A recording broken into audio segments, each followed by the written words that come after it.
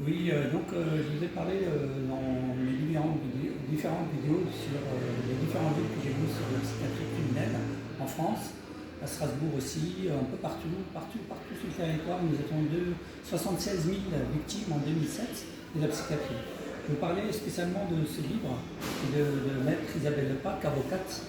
Voilà, je vais vous lire un petit peu un petit extrait. La vie d'Isabelle Lepac, avocate, voit le jour où elle se retrouve brutalement incarcérée en détention provisoire. Elle passe alors 6 mois en prison, quelques semaines après sa libération. Mais sans qu'on ne prenne raison, elle est internée d'office en hôpital psychiatrique. À sa sortie, le parallèle entre l'informant est évident.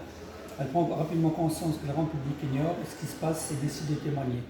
Forte de son expérience à la fois de témoin et victime du réalité d'informement, elle livre ici un état des lieux sans concession du monde carcéral et psychiatrique, montrant du doigt l'arbitraire qui préside nos décisions de rétention de liberté et des dérives auxquelles les détenus patients des asiles doivent faire face.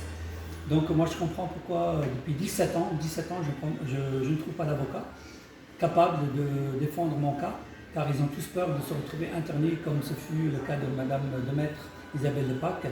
Tous les avocats que j'ai contactés en France me disent bon courage, comme me l'a écrit Maître Benoît Chabert, votre combat est noble, bon courage, mais aucun n'ose s'attaquer à ce système psychiatrique. Pourquoi? Parce que certainement que l'État français est derrière tout ça.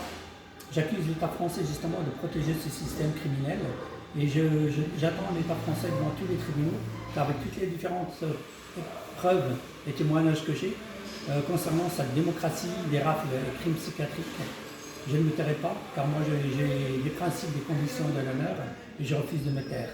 Voilà, chers amis, n'hésitez pas à partager au maximum et je vous remercie pour votre soutien et très bon dimanche. Au revoir.